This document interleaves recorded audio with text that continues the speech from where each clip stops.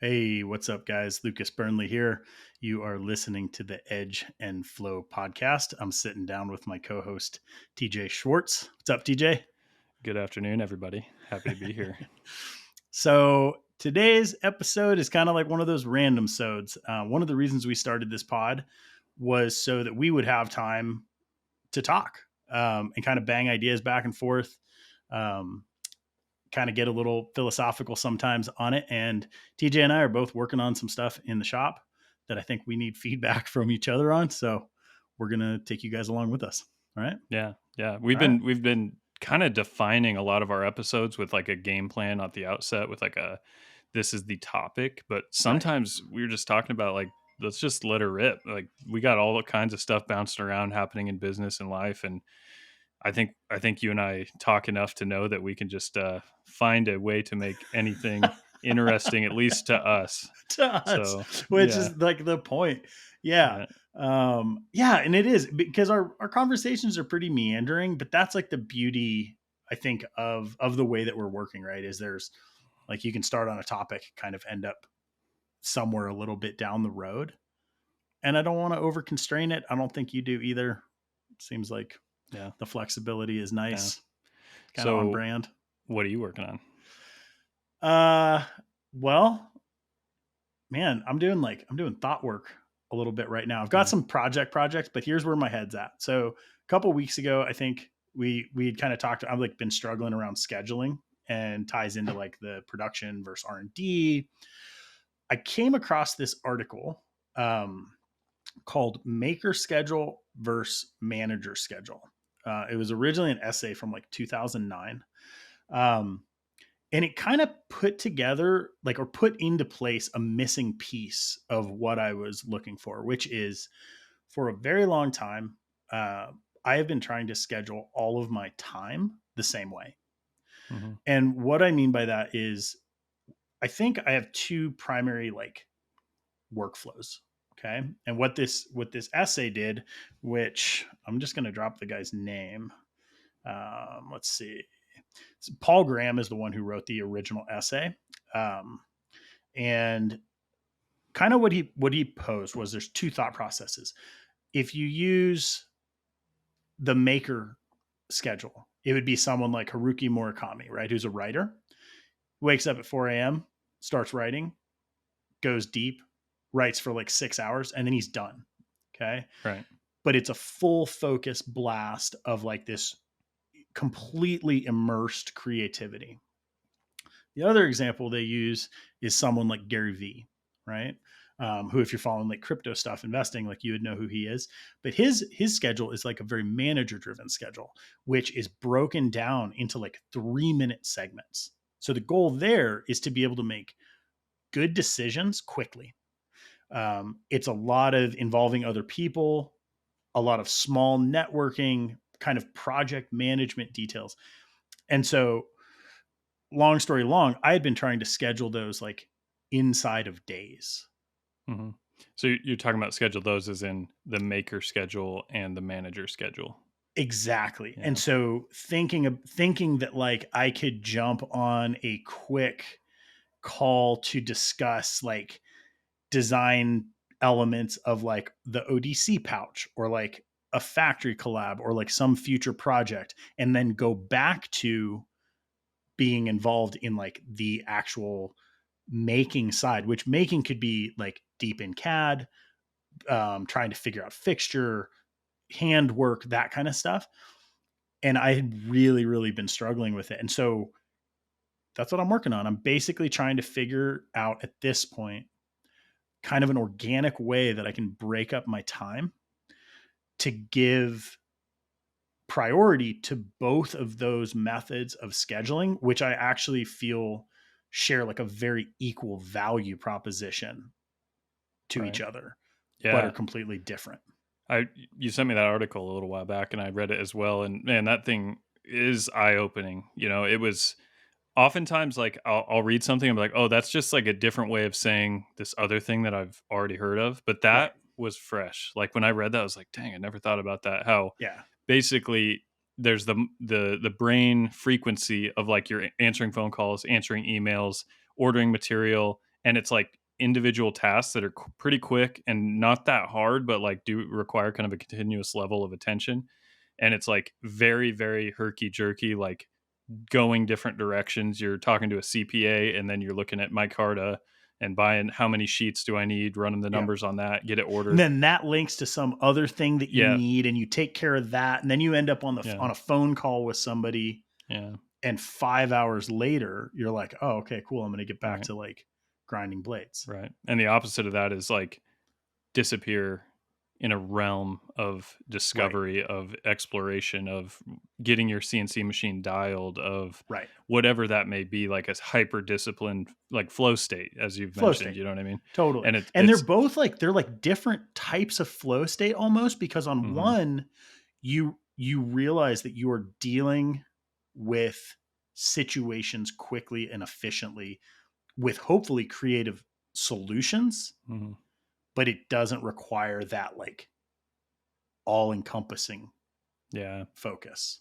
Yeah. And there's also the management of guilt around that, because if you get off on this like tangent of, let's say you get 100 tasks done in a morning, Yeah. but you feel like you did nothing because you wanted to design a knife today and you only have a few Yep. hours left to do it. Yep. And it's like you were saying, dedicating time for the management quote unquote schedule that is like executing on many, many tasks and feeling good about it because you don't feel like you were crowding out space that was pre-scheduled or something that you had preconceived was going to Right. be shop time or whatever Right. it is. Well, and it's, I mean, kind of what you had kind of touched on earlier, which is like a lot of these things are about reframing. That is especially true around time management. And I was looking at this as a time management problem. Mhm. Different techniques for like managing all of these different tasks I have. And where this came in and showed that change was like literally just accepting the fact that it is two completely separate like paths for your brain to Yeah. take. And Yeah. they, while both beneficial, like they're not complementary, Yeah. right? So, as far as like solution for now, what I'm trying is I'm basically going to try to focus the first 2 days of the week are going to be maker schedule, with the caveat that I realize like there are things that will come in that are urgent essentially, right? Mhm. And the risk of like emergent or urgent task a lot of times they take priority over the important thing. Mhm. So what I'm going to try to do is I'm going to try to start the day with that like Murakami, like 4 to 6 hours of essentially like a gatekeeper. So I'm not scheduling phone calls. I'm not allowing myself to like do a certain type of like, oh man, I forgot to order belts. I'm writing it down and it's getting pushed to management. Mhm. The flex that I'm giving myself on these is that if I do have to do management tasks, I'm doing everything I can to like push them towards the end of the day. Yeah. Do the best you can. 3 o'clock, Mhm. right? That's usually around the time where like I'm feeling like I need some kind of break, or like the majority of my work is pretty Mhm. complete. And I'm allowing Wednesday as a full management day. Right. Yeah, Um, that's smart. That's we'll I've see. I've got to you got to let me know how that goes, because I've got to formulate something similar to that. One of the things that crossed my mind is like, if you can make a snap judgment on we're talking, it has to be tasks that aren't like absolutely like dead in the water critical. You know what I mean? Like Mhm. there's some things where it's like I got to do it now, but if Right. if it's if you're looking at something, you're like it can wait at least a week. If you can maybe make a snap judgment and be like, if it takes less than 15 minutes, then it's a quick task. Yeah. Put it on a given list that's like the sub 15-minute task list, Yeah. and then do those all at once at one time. Um, I've thought about that, maybe having like a dedicated list, because I love lists, but like if you have one item on the list that's like design a new knife or build a new fixture, and then one item is like call the city to make sure they got our water bill, Right. it's like, Well, and some things cascade, right? This is where I ran into a problem with a lot of like kind of scheduling and time management techniques. And I've read like, 7 Habits of Highly Effective People. I've read Getting Things Done. Like there's all these, a lot of them, regardless of what is said about them, are kind of around the management slash corporate process. Like they're Hmm. assuming that you're getting emails throughout the day and that you're Yeah. sitting at your monitor and the email is the distraction, Right. which is not always the case. But like prime example, you're like working and you remember, oh man, I need to pay that water bill. So you call the water company to pay the bill, but they've like changed their number. And so they reroute you and then you get put on hold. And that 15-minute call is now 45 minutes, right? So that's like Hmm. a cascading effect that can happen. A lot of them, like them being like the time management processes, they use like a 2-minute rule. So Hmm. it's like if it's a task that can be done in 2 minutes, like you just do it, right? Because then it's Yeah. done and it's one less thing to like affect Yeah. your, Instead of accumulating them. instead of accumulating. Yeah. A lot of this came in, I can't remember if it was last week, maybe it was the week before. I essentially had a week where I'd had a goal in the shop and I never stepped foot in the shop Hmm. because there were a few other like floating projects and conversations and meetings that all expanded and it basically ate my entire week. Yeah. All beneficial, all necessary. But what I realized, I was like, man, that like can't happen unrestricted, Yeah. right? It Because has to be. yeah, it has to y- be controlled. You have to manage it, not it manage you. Right. Well, and that's a crazy thing about like growth or like projects. Like a lot of the stuff that we talk about, right? It's not any one project. It's not any one factory design for a company. It's this cumulative effect and then a bunch of things will hit at the same time or deadlines or questions. Um, and if you don't have kind of a gatekeeper in place or a thought process, some of those things can just continue to scale. And that's the problem with where we're at right now is some of these processes that I've built for efficiency have actually scaled to a point where they require a significant amount of time. Hmm. This process that I'm looking at now, I think is going to kind of allow me to look at the tasks in a way that allows me to like give them a time frame. Yeah. Like Yeah. Wednesday might be all logistics, Hmm. but that's going to set me up to take care of those in an efficient way and also be in the right headspace, right? Because like even we've talked about the podcast. I was like, maybe we move the podcast to like if we can hit Wednesdays, because that way I can throw it into this headspace where I'm already rolling with kind of like strategy and like I don't know, just it's a different Hmm. way of working than like, oh cool, I've just been sitting here at my bench for 6 hours. Let me go get up and get on the phone, Yeah. right? Yeah. No, it's a massive piece of work to struggle on. I think it's the whole time management thing is like the age old businessman's problem and Yeah, parent and person problem in general. yeah, And one thing I really liked, I think you recommended the book The Big Leap. I don't remember if we mentioned yeah, this exact quote out of the book, but he enlightened something that I thought was interesting. And we've all talked about in sports and in, economics and everything. It's like you hear about victimhood mentality, right? It's like if you are the smallest guy on the football field, it's like you got to look at yourself like the biggest guy on the football field. Like right, if you think you're too small, then you are, kind of yeah, thing.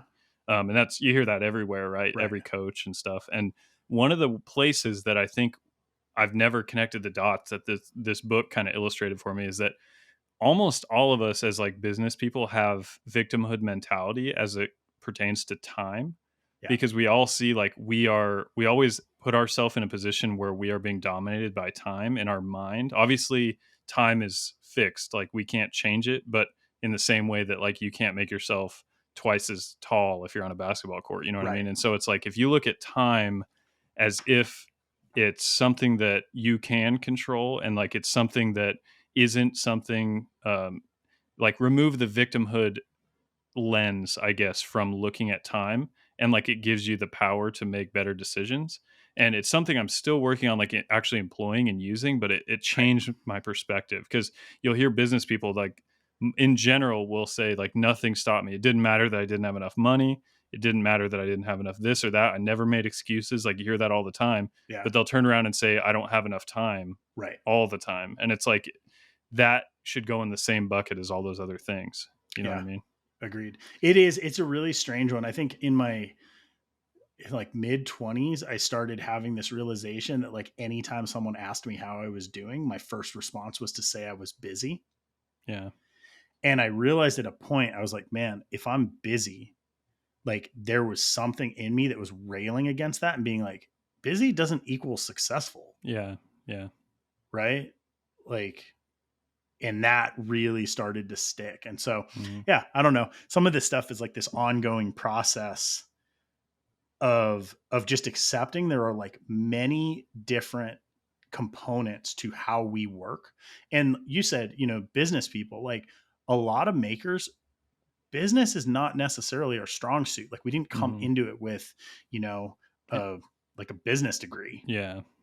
We don't have that background. Some do. And I think a lot of times it shows, Yeah. but for the rest of us, I think we're trying to figure it out. So Right. yeah, I've been trying to be disciplined and tell myself I do have enough time, because you totally. always tell yourself you don't have enough time. Yeah. So that's the one phrase I like I said, I got out of that book. I don't think he said that specifically, but that's what's worked in my mental dialogue is you do have enough time. You do. Well, You've I like got that this. idea that like time isn't found, it's made. Yeah, Like in a exactly. way, like you're not Same going to concept. find the time to Yeah. do what you want. You hear people talk about it with like going to the gym. It's like I was as busy as everybody else, but I went to the gym every day and I'm in good shape Right. deep late into my life, and it's like same exact mentality is like you took control of the time instead of Yeah. making it your enemy. Well, like it So, ties into Parkinson's law a little bit too, which is a job, like paraphrase, a job will occupy the time that you give it. yeah. Right. I'll say it one more time. A job will occupy the time you give it, Mhm. which is crazy Yeah. because Yeah. you are dictating a lot of times like the value of something. And you're like, oh, I can do this in 6 hours or I can do it in 4 hours. Like, obviously, there's caveats to that, but it's a rule for a reason. And not only the time that you give it, oftentimes plus 10-25%. Yeah. So it's like if you give yourself a month to build your custom house exactly the way you want it, it's going to go Right. 25% longer than that. But if Yeah. you gave yourself 6 months Right. and it went 25% longer, you're doing Yeah. better. But if you think you have a year, you know what I mean? It's that kind of stuff. It is, man, it is very interesting. Time is a Yeah. circle. Yeah. Yeah. I don't know, It's man. but when you I think don't about know. that, it does start to like time we all establish it as fixed. But Right. if you think about it in that regard, it becomes like it starts to feel compressible and Right. expandable. Yeah. And when you start to look at it that way, that's what I mean by you're taking control of it is like if you feel like you have the strength to compress and expand time, you Yeah. can't literally do it, but you can gain the power to be more productive, I think, if Agreed. that makes I sense. like the idea of not being like a victim to time past like at its most we are all victims of time at its most like Yeah. brutal basic level. Yeah. But just yeah, man, It's I don't know. I've had a something that I've been thinking a lot about is the life is the art of selective denial Ooh, or the art of selective neglect. I've heard it two ways. it's And so it's interesting. like I think denying the fact that time controls us is a healthy thing to select, to deny. Right. You know what Right. I mean? And there's things that you should not be in denial about, but like you have to be in denial about a lot of things to just survive, and you have to Totally. select the right ones. And I think Right. if more of us selected to be in denial that we don't have enough time, Well, and it's a good here's like thing. a crazy flip on that, right? That selective denial, I think a lot of times people are denying the things that are important, Yeah, exactly. which is pretty wild when you think about it. Like Mhm. it's easier almost in a way to like you brought up the gym. It's really easy to ignore going to the gym, Mhm. which is your own health, which Yeah. arguably is like past family, the most important thing that you have, Mhm. but you will put something else in its place.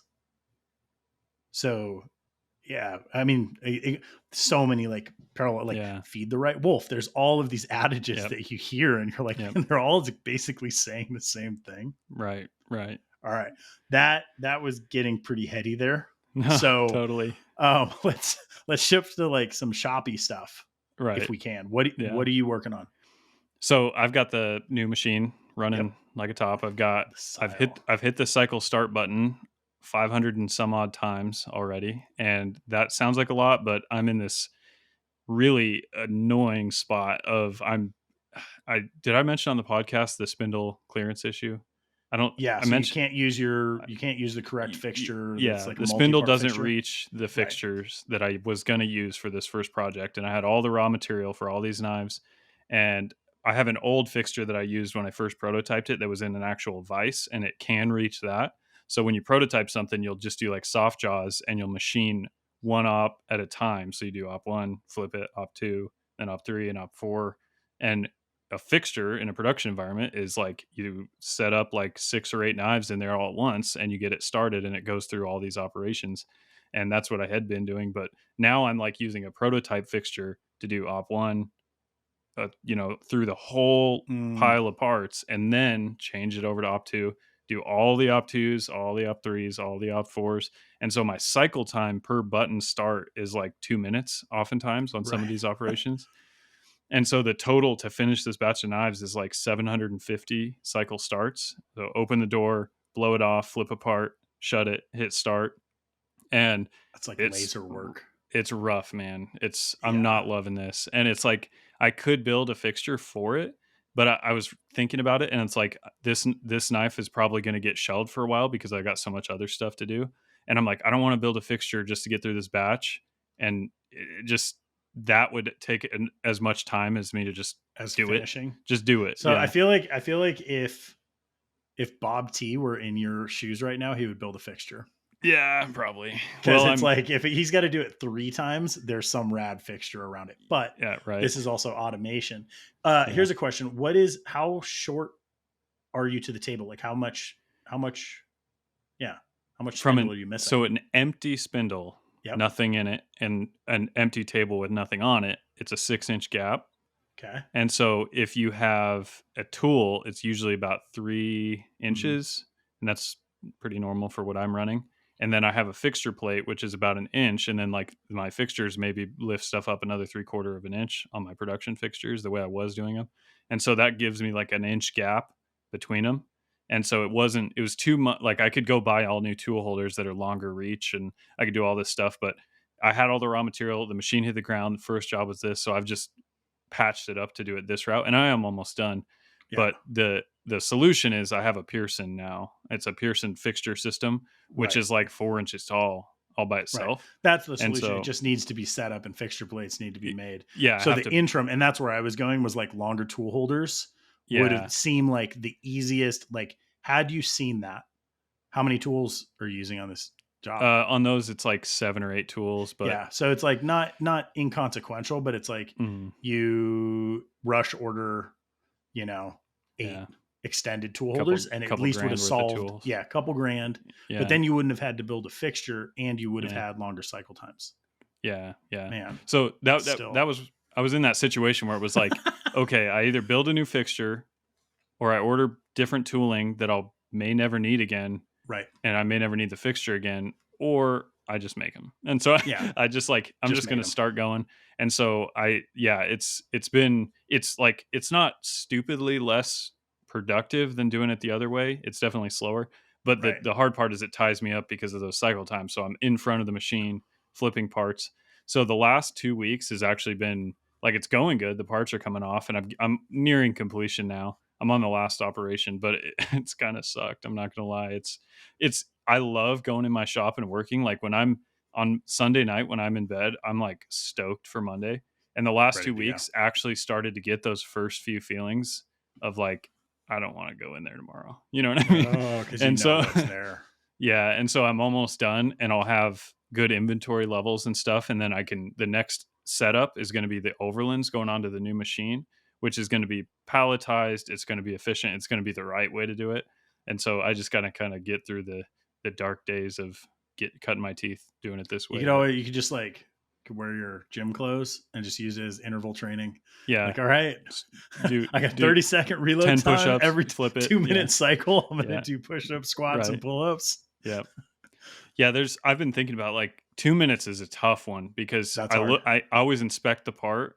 So I put the new part in. Before I Yep. inspect the part, I'll start. That way it's running. And I sit and I look at it. I hold it up to the light, make sure see it tool life and stuff. And then by the time stack it up right and turn it around, like you've only got a minute. And so Right. it's But like that minute is the killer, right? Because yeah, if you're smooth transition, then you're just working. But those little minute gaps are really hard yeah. because you're like, I don't actually have enough time to do anything. Yeah, and if I walk away to Yeah. do something, if Starts I'm going back beeping. and forth, if I add 40 seconds to every of those 750, Yeah. just you do the math. Like Yeah. if I had a few minutes to like every third one because I'm like trying to do something different, Right. it's going to erupt into like going from 3 weeks of machining to like 6 weeks really Yeah. fast, you know. Yeah. You can't even And go to the so bathroom. Like, I yeah, mean, you're making so a decision of like a 3 minute, like, how minute that's going to sit. yeah, yeah. So it's not my favorite shop days that I've ever had, but I'm getting there and Sometimes making it be money. I mean, like that.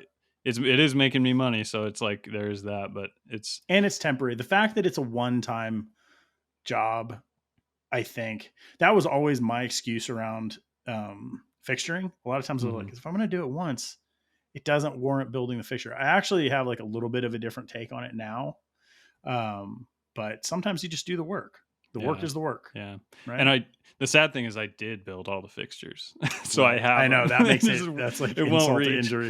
I would have Yeah, been in there like with Legos. yeah, Like, how right. can I Yeah. stack this Well, I up? thought about I could get like a aluminum block to lift Yeah. it all up, but again, every route is like a big chunk of money, and Yeah. And maybe, time. maybe, yeah.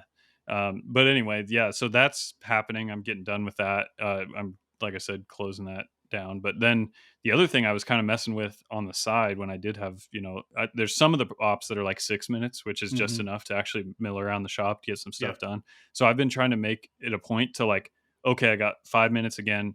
I'm gonna sweep. I'm gonna, you know what I mean? Just like, what can I do? And one of the things I did was I got my vacuum system finally set up. So the Tormach is going to be the G10 phenolic, micarta, Ooh, nice. and Kydex mill, and so it's going to start running 100% dry. Like I haven't done it yet, but I'm going to drain the coolant and leave it empty, and Nice. it's going to be running. And so I wanted a better vacuum system than what I had because I was using my dust collector vacuum, which was on the sandblast cabinet, but the Hmm. CFM on that thing is actually quite low. Do you know what Probably it by is? what it was like 80 or something. Oh yeah, Pro- it's low. Probably by design because you don't want to suck up all your media. Media, right? Uh, You're clearing worn media. You're yeah, essentially clearing like silt. so it's probably tuned for Yeah. that, and so it wasn't enough. Like it just couldn't do it, and so I got like the biggest shop vac that Home Depot sells, and wanted to just start with that, and then I ran the hose, over the top of the You have a enclosure, HEPA and filter in it, yeah, like the well, like the I bag threw filter. a big bag filter in it, Okay. yeah, and then I run a 3D printed mount that mounts that hose right near the spindle, and I had to design it so it was clear of the tool changer, Nice. and that I've got it all set up. I ran like 25 sets of handles, and I ordered a whole bunch more handle material because I've got to now that I got two machines, I need to get them both running, and so I didn't have like food for the Tormach ready Right. to roll. But now that that's set up, I'm actually having sheets of material water jet the actual phenolic, like the G10 and micarta, into coupons, and then it's gonna start eating that stuff up. And by that time, I'll be having the sile eating up Overland blanks on this, steel side, and so they'll be merging together. You know what I mean? Finally, like a two punch attack on the Overland, which is the whole goal. So It's I'm pretty looking forward to exciting. it. Do you see yourself having downtime? Like, do you think the machines will sync up pretty well for like the time you're working, the machines are running, or is like one or the other going to be sitting idle? So the Tormach, it's 15 minutes per handle set, Okay.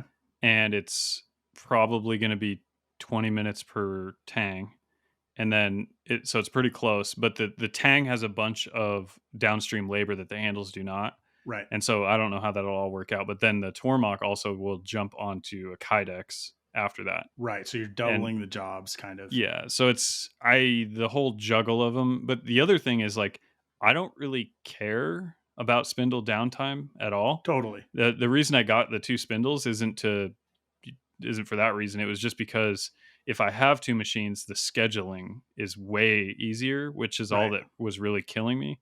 because it's like I needed to get knives to heat treat, but I had customers' knives ready, but only needed sheaths. Right. And it was like I either hold off on these customers' knives that need to get sent to heat treat and delay that, or I delay these finished knives that need Kydex sheaths.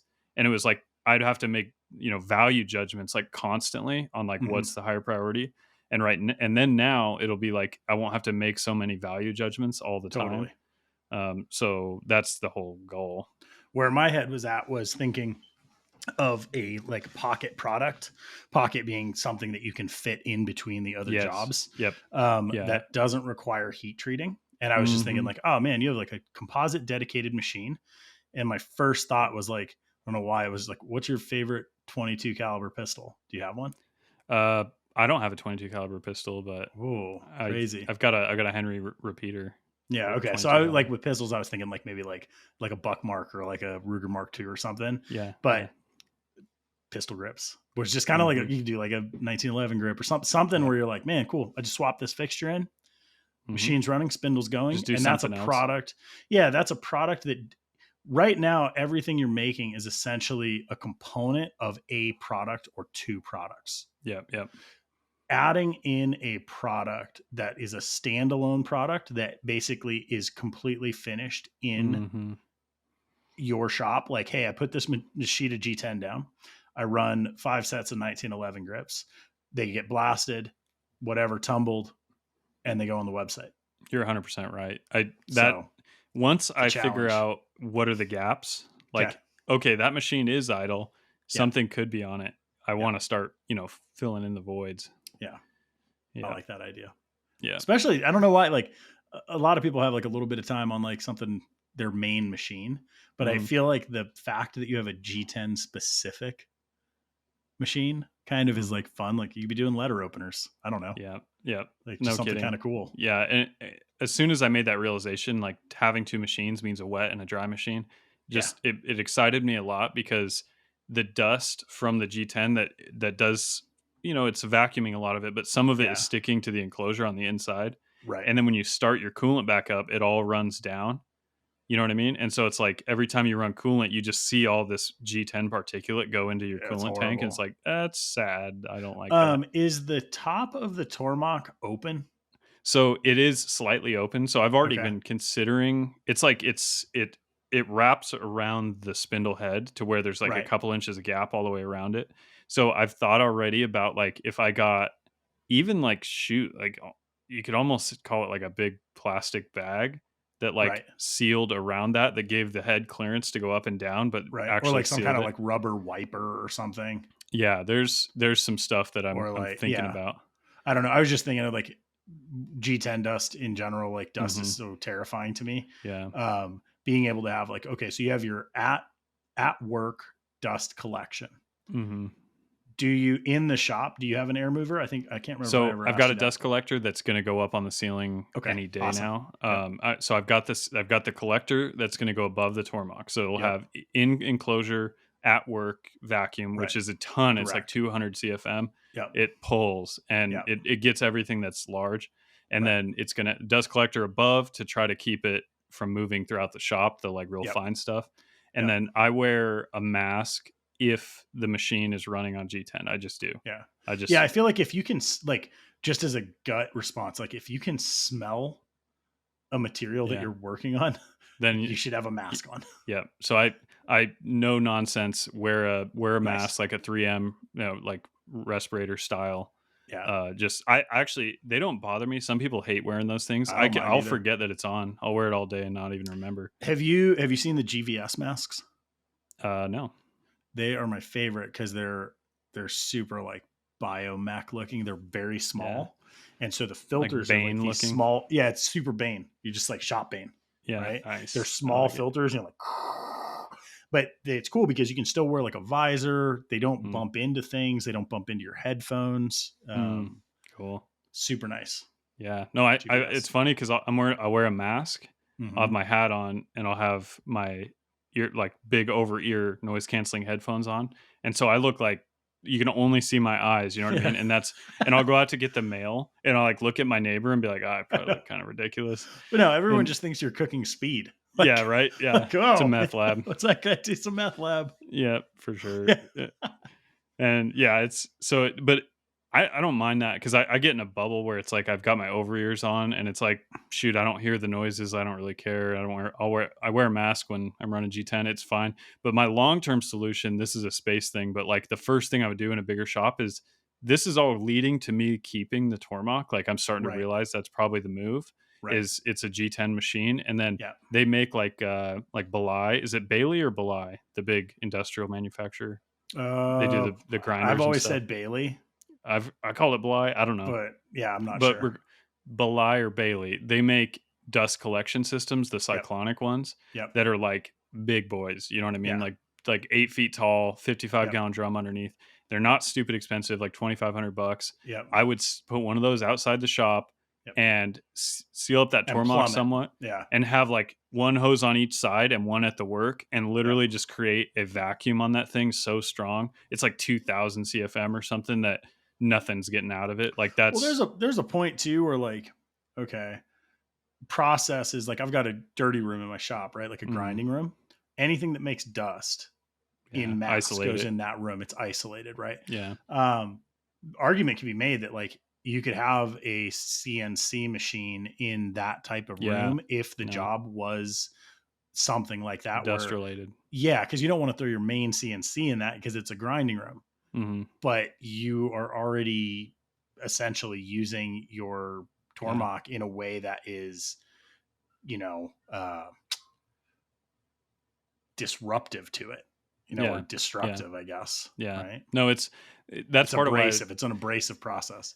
it became like kind of a glowing concept of keeping the Tormach for that, Hmm. because the Tormach, the way the Tormachs are was like a lot of things, like a lot of cars, like luxury cars, is that like the actual base machine is really cheap, and then it's Hmm. all the peripherals that start to add up. Right. And the beauty of that is the peripherals I could always keep because they don't G10 doesn't affect the enclosure. It doesn't affect the controller and all this stuff. Whereas like the ways of the machine, the Right. iron casting, that's what's going to wear over time on that thing. And G10 is obviously not going to help there. It's going to be rough. And so the actual base machine, like if I bought a new base machine that didn't have anything for features, I could take that whole actual CNC machine out of my Tormach and put a whole new CNC machine in it for a Hmm. tiny, tiny fraction, like less than what it would cost to Right. replace even the ways on another machine. Yeah. So it's like if It's a I burn it, consumable. yeah, exactly. The mill itself is Right. replaceable, which is insane. And Well, and so you could that, arguably you could go with like the lowest price point Tormach because you don't need a bunch of tools. well, I would keep all that other stuff. So like I already have the tool changer, and Sure, sure, sure. so I would just strip it off all the way down to the stand, take the old Oh, machine off, put a new interesting. one on, put the Yep. changer and the enclosure back on it, and it's a brand new machine. Right. And it was a tiny, tiny fraction of any other machine out there. And so it's like I now have a platform that I can run into the ground and not be too sad about it. You know what I Right. mean? Yeah. You don't have to be precious. And so I think the ideal environment for the future is like if that machine was just the G10 beast and I did everything I could to prolong its life, everything I could to keep the dust from getting out of it, and then have the sile for steel and have a, even if it was like a Shapeoko router or something Right. for the Kydex, Yeah. that's what I would like to do because Kydex doesn't produce dust at Right. all. It's all like chips. Chips. And Yeah. so if I just had a Kydex small, cheap machine, the G10 beast that maybe is in an isolated area, or maybe even plastic around the whole thing, kind of like a It's running butcher all your shop. grips and some supplementary product. Yeah, exactly. And then the wet side is like the sile that I keep pristine and Right. don't touch It's it crazy with because the. like if you were in like flex or like warehouse space at a point, I mean, you could literally throw your G10 machine inside of essentially like a tent Yeah, exactly. and dust kind of like you have your at port, but then also that like tent has a draw on it Yep, that yep. seems like super safe. Like a three, kind of like you go into a clean room at like a Yeah, like going microchip into or like a manufacturer. paint booth almost, but like Yeah, you they just do have like like a little. layers Yep. of dust removal. It's like Yep. something like that. No, that's That's that's so probably cool. the route I'm gonna go. I Because like it. it occurred to me, I was like, I'm gonna, if I like the new style, I'm gonna sell the Tormach and get a new style. And then I thought about it. I'm like, why would I get another style and only run for G10 that on it for that because job. it doesn't the Sile would not do better on G10 than the Tormach because it's Right. all about speed and there's no rapids with my handles because it's all back and forth. Right. And so I don't think it'd be even faster. It's like, Right. wow, that doesn't make a lot of sense. Well, and the reality is for the way that you're going, like, okay, no matter what, like you would sell that, you would get the new machine in, your downtime, but at the end of the day, like you actually need more capacity. So it's like you take the money and you just put that into a larger space, Mm-hmm. whether that's leased or purchased. It's like you leasing flex space at a point allows you to purchase flex space faster Mm-hmm. because Yeah. your output is going to go up, right? You're going to be able Yeah. to throw another machine, Yeah. another person. Yeah. The big thing right now is like we have a 1 bathroom house, Yeah. and the idea of the employee, it's a little bit of a sticking point Yeah. because it's like we have kids and stuff, and it's like if it like I'd love to have an early day type shop like coming Yeah. in at 7 a.m. and it's like a 1 bathroom Yeah. house. They're going in the It's like house while, yeah, it doesn't work. yeah, I did that. I did that when we were in yeah, Albuquerque and I had like two part-time employees, but it's like you basically have to work with friends or family because yeah, they have to be able to like go in and use your restroom, like yeah, and yeah. get a Which drink I'm out of the fridge. pretty fine with, but with the small kids, it's like it sounds awkward. And so I've Yeah, thought it about is. that. Like one of the advantages, like I said, of the space is just having employees show up and like whatever, like there's no weirdness You about know, end up that. buying a bathroom trailer and sticking it outside. I know I've thought Like, about. I literally crossed my mind like put a porta potty in the back, but yeah. stuff like Or that, you just get like a little Airstream and then you have on mm, premises housing. yeah, I mean, there we go. pretty good plan. Sound like I anybody you like know? that. I mean, Yeah, it's right, good. right, It's right. good. No, Work that's here, live smart. here. Yeah, have a little compound. Yeah, a good little compound going. Yeah, yeah. You run 30 more parts and your rent's paid. Yeah, you're Yeah, right. yeah, yeah, Oh, I love it, man. yeah. Okay, I got one that's update that I spent last week doing, which was incredibly front loaded by just thinking about it and agonizing over how to do it. But I started running my Rapid Air Max line. Nice.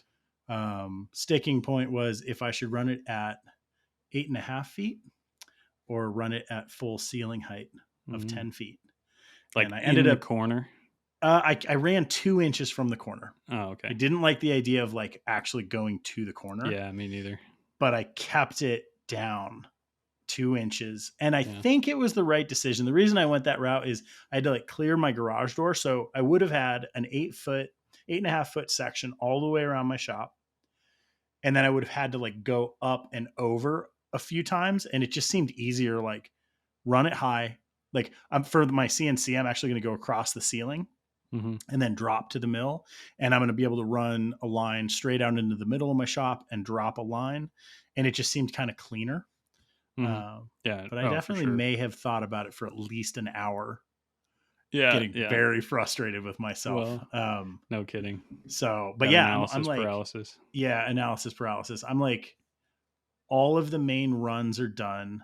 I ran out of teeth. So I'm, man, the OCD side of me, like I can't bring myself to bend the Rapid Air. So you can like bend it like conduit, but you Mm-hmm. get like an 8-inch radius. So I use T's and elbows at every junction, Yeah. Yeah. which Yeah. is both time consuming and expensive, Right. but it looks super clean. Yeah. No, I want to see that. You'll have to send me pictures. Yeah. We're circling back to the conversation we had about the PEX versus Rapid Air. So Yeah, you yeah. win for what you needed. PAX was the amazing solution. Well, I will say right now, two things. It worked perfect. Holds Okay. air 100% Okay. perfectly. That's amazing. The only thing I have noticed is the sun goes down in the afternoon when it's really hot and hits the one wall where I Yep. have the run.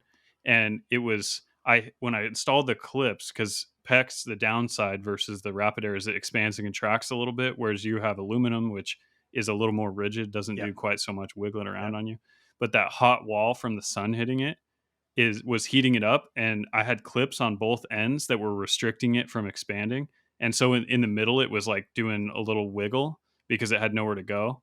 And so I took one clip off on one side so that it's still clipped up, but it has the Right. ability to like slip, like, and Oh, then that corrected it. And so it's actually staying pretty straight for the length. nice. It's not it's dead nuts like the Rapid Right. Air would have been a You had a lot short straighter. run. Doesn't matter. But I did notice that like if it was 100, because it's all about length, because if you run 50 feet, then Right. that expansion is cumulative. You know what I mean? Right. So it's gonna, if you have 50 feet in a straight line, the odds of it Right. staying straight is like 0%.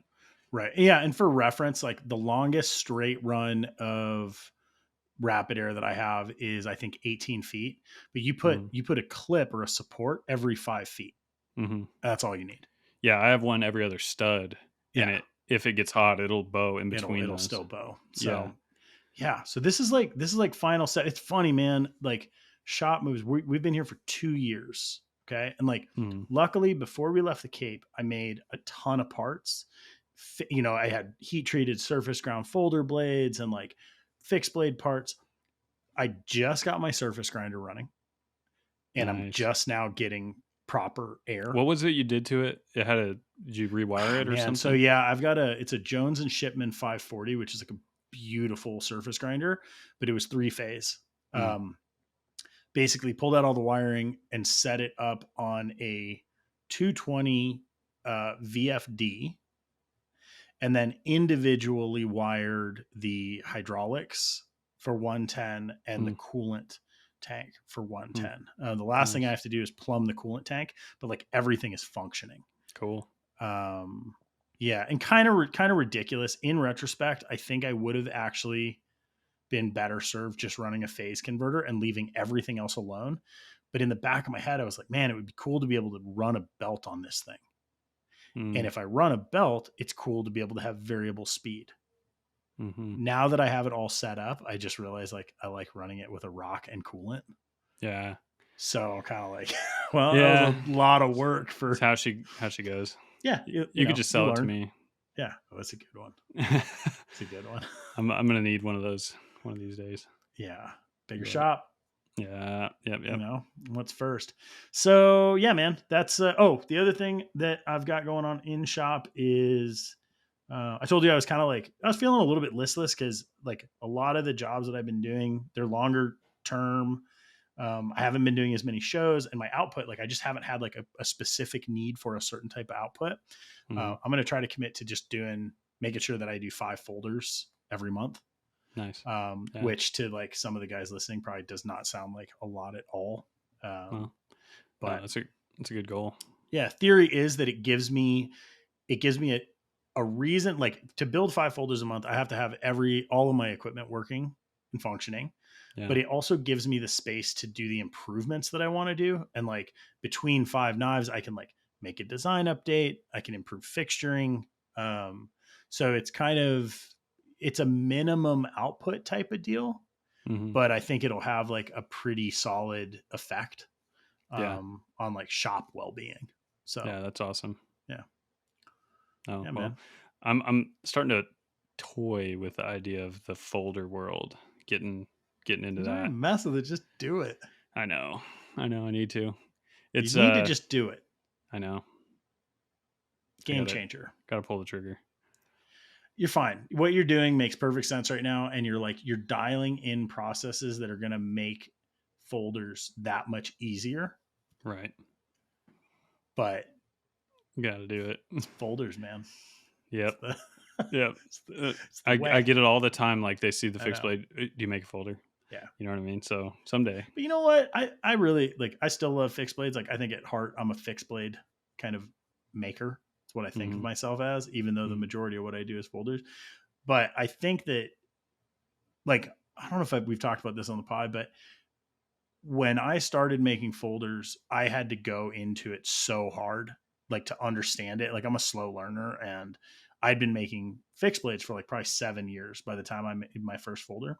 Mhm. I think that I probably lost 50% of my customer base, but I never noticed it because I gained so many more Yeah. customers because of the folders. I believe that. But like it was years and then I was like, man, there's a bunch of names that I haven't seen order a knife or like be Mhm. around. And looking back on it, I fully think it was because there's a lot of people that are super passionate about Fixed fixed blade blades, guys. Yeah. not interested in folders. And so I think that what you're doing actually is perfect because you're developing a lot of the brand around this like functionality of a fixed blade. And I think that you don't need to like, I think if you start Yeah. making folders, your Why fixed blades fix are it still if it going to ain't like, broke? yeah, they're still going to be there, Yeah. Yeah. which, So yeah, it's I'm exciting. I'm working on it though. Really though, like I'm rounding the corner on the folder thing of like this is gonna happen, you know. So Yeah. it's timing. It's because I'm working on another fixed blade in addition to Right. the Overland, and that is gonna precede the folder. I was deciding between going folder next or another fixed blade. It is gonna be one more fixed blade at least before I go to folders. And I already have a fixed blade that's pretty refined and pretty close, and I'm excited for that knife, and so it's coming. Here's a strategy question for you. Are you active, like when you are thinking about designs right now for things that you're going to produce, are you thinking about building out a line or is it like individual products that you want to make? Like building a family of knives Yeah, like is building kind of it. what you're. If you had a catalog and you're like, oh, let me go to Schwartz Knives and like look and see what they have, and you're like, oh, okay, there's his Overland, which is like field like food prep knife. Mhm. Here's whatever the next knife is. Oh, here's like if you're doing outdoors, like oh, there's the bird and trout. Like there's the Yeah, Skinner. Do you think yeah. that way, or is it I am focusing pretty heavily in my custom stuff and the stuff I'm making out of my shop on outdoors oriented mhm, in general across the board. but different So tasks different for tasks, outdoors? Different different tasks. Okay, tasks. yeah, Yeah, but I'm sticking pretty heavily to the high functionality outdoors yeah, direction. Even when I go to folder, that's kind of where my head's going to be at, yeah, because it just is what excites me right now. yeah. It's just what I'm into, and so I like to expand beyond that. So you talk about EDC, like it's a different kind of scene than like the outdoorsman's Right. scene, in some overlap. But I've designed knives for CRKT and other brands where it's like I didn't really picture backpacking with that knife or like gutting an Right. elk, but I really think it's sweet. I like this. It's a good EDC. It's like it's a good conversation piece. It's got artistic nature to it and stuff, Yeah. and I appreciate that. But for the stuff that I want to make Yeah. myself, I just think outdoorsman. That's just where my head goes. Would you make a parallel when you think about like outdoorsman's knives and you use the term EDC? Hmm. Do you think that EDC is a function of a more urban customer wanting to carry a tool akin to what you would think of as an outdoorsman's tool? I think so. I think there's a obviously huge overlaps between people that do both. You know what I mean? Like I Sure, would even but be in that category. But like there are more people living in cities than when living I in the country. yeah, when I design an EDC knife, I think urban. Yeah, You know what I mean? it's Like I I'm think that's the imagining urban. differentiation, right? So Yeah. it's like it's tools for essentially a different purpose. Yeah. Just like any like if you look at clothing, right? Mhm. There's clothing that is purely function driven and there's everything in between like oh, it's like high fashion and then there's work clothes. And there's everything in between like Yeah. I'm wearing Fjallraven pants right now. I am Yeah. not in fact mountaineering. Yeah. Some people mix it up and stuff. And Yeah, yeah, it's where I'm at right now. I think I want to have some EDC stuff come eventually, but right now, like I just want to have, partly because I want to carry it. I want to own it, because if I had a fleet of knives that fit my needs in the outdoors and I round it out, like, okay, I got the folder, I got the camp kitchen knife, I got the bushcraft, whatever it is, the bird and trout, then I can move on to like, oh, this is more of an EDC thing, but it just feels secondary to me as far as focus. yeah, I think that's actually one of the kind of beautiful things about design in general is that if you're designing for yourself, it's almost like automatically an authentic product, right? Right. You're not like reaching. You're not like, oh, I see this and this work these people are doing is cool. I don't really understand it, but I'm going to mimic it. Right. That's very different than being like, oh, I would like to have this tool. Hmm. Yeah, for sure. And I do pride myself in trying to be a little bit of a jack of all trades when I'm talking Sure. about like CRKT knife design, Yep. because like we're talking mass market, And it's like I Different like customer. designing. Yeah, well, yeah, and there's different pools of customers, and Right. I want CRKT to do well. I want to do well with those knives. Like I want to spread out wide in that regard. Right. But when I can't make as many models as CRKT can, and so if I'm only going to be limited to a narrow view, it's going to just be the stuff that I like the most. You know what I Yeah. mean? It's just going to Yeah. come from the heart. That You was know? like originally, like first, I don't know, first decade or so, my focus was on like a lot of what I guess what would be considered tacticals, right? Like I Right. think more of like a lot of it, they were like not aggressive looking, but aggressive in function. But when I look at my life around that time, I was doing like a ton of combatives training. I was super interested in it. And so like a lot of that just bled over into my design work because it was Hmm. like the Kwaiken is a great example. Like Yeah. I wanted a knife that I could carry inside the waistband that was easy to access. And Yeah. the Kwaiken was like my solution for that. And then it turned into a folder and then it like became the Hmm. Kwaiken kind I've of. never But designed a tactical knife, not even one, isn't that in interesting? 10 Like years.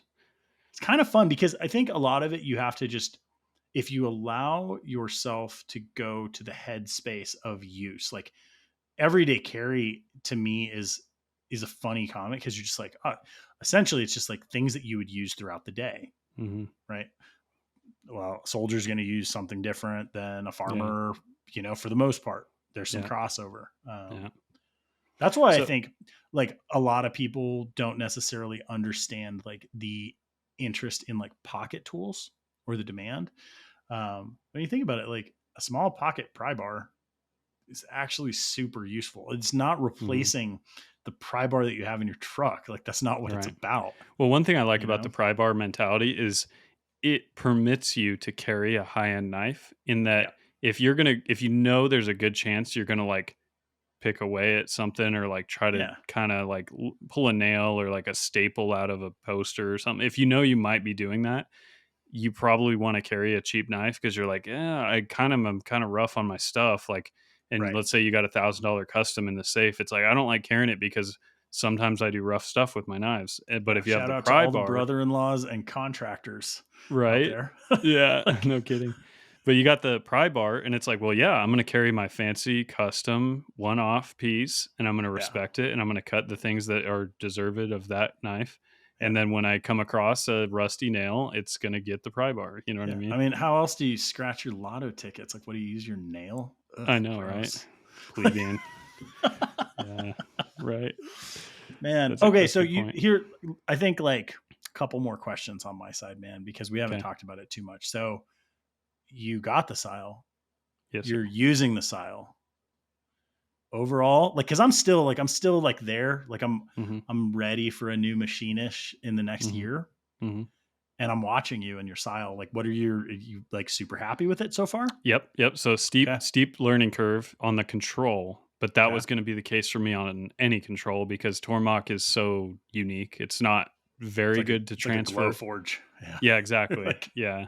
It's like going in from an iPhone to like Linux. You know what I mean? It's just right. it's not the same thing. And so yeah, I had to make a bunch of phone calls, but it wasn't because of problems. It was because of user error, like Who trying are to. you calling? So I got a hold of there's YouTubers that have been posting with their styles, and Nice. all of them I was able to call. Like they were small enough YouTubers and they weren't in so high demand that they weren't like answering emails. Right. And so I could just like call and talk, and they all of them were just like, dude, call me anytime. So I've been calling a couple of YouTubers that have the machine. I've called a couple people at Sile America, different people involved there. Everyone's super helpful. Like I talked to a guy named Paul, he's like, yeah, man, call me any day of the week, anytime. He's like, if I don't answer, it's probably because I'm in my pool. And he's like, literally anytime. And yeah, and it was pretty funny. And so yeah, just getting simple questions answered. You know, there's one time where it wouldn't change tools. It would not. Nothing would happen no matter what I Ooh. did. And it was because guess what? I had the feed rate knob at 0%. And so Oh. without the feed rate also controls the rate of the tool change. And if it's at 0, it's not doing a tool change. And so I'm talking on like the phone with a couple people and they're all starting to talk like, man, maybe we'll have to put you through to an engineer and stuff. And then I look down, I'm like, what if I turn that up? Suddenly it changes the tool. I'm like, oh, never mind. But they did Wild. say before I discovered that, they were like, we will get you on a Zoom call with a Sile engineer if this doesn't get fixed. It's pretty So it's pretty impressive so yeah. far. Like I'm in the Facebook group and I'm watching it, and like I told you, I've seen like a few little problems and stuff arise, Hmm. but like the way that they're handling things is pretty impressive. Yeah. I also really love, like I've always said, the knife community is super open with information. And I think that a lot of that is due to so many of us have just spent way too much time like Hmm. problem solving ourselves in a vacuum, Hmm. that when you have the chance to like help somebody, or they have the chance to like help you with something they figured out, they actually share. Yeah. Right. Yeah. Seems like you're getting the same thing with Sile, which is Yeah. like, hey, we bought into this machine. We all want to see it do well. We've solved this problem, and people Hmm. are like eager to help. And Yeah. that's rad. Yeah, no, it's really fun. I haven't had any issues with it. I'll take that back. There was one coolant leak in the coolant pan when I got it, and Okay. it was a drip leak coming out of a seam. The coolant pan is the entire footprint of the machine, but it's like L shaped and rolls Yeah. up next to it, and it probably articulates on the pallet. And I think a weld might have developed like a small, tiny fissure, and it Sure. was like a drip leak. And so I mean, I it did JB ship welded it across, the globe. across. Yeah, it went through the Like, Panama Canal, like, literally. And so, yeah, so I wasn't that upset about it, but I posted a YouTube video where I was kind of giving my initial impressions and talking about that leak, and the CEO of Sile commented on it and was talking. He commented and tagged the lead engineer for Sile and was like, "Hey, what's the deal here? Like, I thought we had this fixed or something to that effect." right. And it was like the CEO watched my YouTube video about the machine. Yeah. You know what I mean? So, That's cool too. and It's transparent. Like, yeah, again, not a lot of gatekeepers, because if the CEO is commenting, that means you can message him, yep, yep. you I think know? I'm friends with like a handful of their engineers on Facebook Yeah, because it's pretty amazing. they're all on there, and they, all their profile pictures are like them in front of a Sile machine, and it's like you go on Facebook and it's like you message them and they're like, "Hey, what's up?" And it's It very it organic feeling. it's pretty cool too. I think it ties into something else. Like, so we've talked about Fusion 360 a lot. And Mhm, the beauty of Fusion 360 is, one of the things is the community that's around it. mhm, But essentially, I think it was designed for like makers closer to our scale. Obviously, yeah, it has potential past that, but a lot of the bigger companies, they're so used to dealing with large companies, mhm, like whether, like Kaiser is a great example. Like they're awesome compressors, but like their strong suit is not like dealing with one man shops. It's like yeah, putting in yeah, air management systems at like Intel or something, yeah. right? It's a different. Um, Sile seems like they're kind of in that same thing where it's like, look, I'm not an engineer. I'm not like, there's a lot of things that I don't know. I'm Mhm, not an electrician. I don't have like a facilities manager. Like I'm going to be putting the thing in. It's cool to see a company that seems like they're kind of meeting makers at that level. mhm, It's a nice place to get in, kind of on the ground floor. Like yeah. so that's been fun to watch. Yeah. No, It's pretty I cool. can't say anything bad about it yet. I Yeah. mean, Same is true with it's Tormach. Like from yeah. that process No, point, they made Tormach it and Sile, accessible. I get a similar vibe, you know what I mean? As Yeah. far as like people commenting, like you go on Facebook on the Tormach group, you'll get comments from Tormach employees and stuff. Yeah. It's a similar vibe. It's just Tormach has a way bigger audience right now in the Right. US because they're actually a large company. They make a lot Right. of machines, and Sile's large, but they're not that present in the US. So it's like a young Tormach kind of feel to it, but Right. a totally different machine in a lot of ways. So I'm but excited. it's been good. It's like it's making me money. It's working. I haven't been able to use it to its like stretch its legs because I'm just making these little one off like one single operation. But like I Right. said, I mean 40 hours of spindle turn time and 600 cycle starts and Yep. No not a problems. hair of a So no, problem. yeah, no blades machined on it, which is really, that's like the bread and butter for this machine, Yeah, right? exactly. Yeah. And that's coming. That'll be very soon. Is actually machining the bevels, which is the benefit of the speed of this machine. So yeah, I can't say anything negative about it. I mean, it hasn't. It's not like the speed obviously blew me away, but I knew that was going to be the case. Everything Right. else has just been basically what I expected. You know what I mean? And so we'll just see. Like if it is reliable over the next 3 years, checks all the boxes, Checks everything I all the wanted. You know what boxes. I mean? Yeah. Oh, I will say it knocked my socks off blew me away the repeatability of the accuracy in like the location of the work offset. So if you're Hmm. not a machinist, you put a part in there, the machine needs to know where the part is because it's a giant work envelope and it's like you just put a part in there, it doesn't know where it is. So you have to tell it this is the corner of the part, usually like this is X0, Y0, Z0. It's called a work offset. And so you put a new part in and you put it in the exact same spot and it keeps making the part. Now, if you run the machine and then you turn it off, turn it on, run it for a week, and then you go and sometimes that'll start to wander where the vise is in the same spot, but the machine heats and cools and heats and cools and does all the machining operations. And it eventually, like if you have a chamfer that's tiny, it'll start to get deeper on one side and shallower on the other because it's moving. Now, to check it, you can reprobe that corner. And after a week of machining, I reprobed the same corner on the vise itself, and it didn't change enough to be readable on the display, and it goes all the way to the 10,000ths of an inch. So within 1/10,000th of an inch over a week of machining, it did not move, and that's below your mind accurate. And it's, I It's impressive. believe, because of the mineral casting frame, because epoxy granite does not expand and contract like Right. iron does.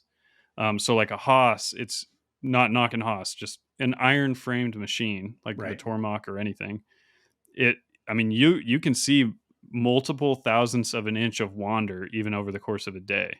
So it's like it could be 4 thou off of what it was this morning because of heat. So for it to be a tenth, that's a 40th of 4 thou. So it Yeah. was within 1/40th of what I've seen happen on Haas machines. And I'm not knocking Haas. It's not them. It's iron. It's, It's the if you process. make a Yeah. machine out of iron, it's going to do Yeah. that. And so it's, the accuracy is off the charts. I thought it would be more accurate than an iron machine, but now I know it is a lot more accurate than an iron We machine. we might have touched on this. Is it so with the Siles? Is it almost like more open source than like something like a Haas? Like if you look at Haas as like an iPhone as a Sile Android.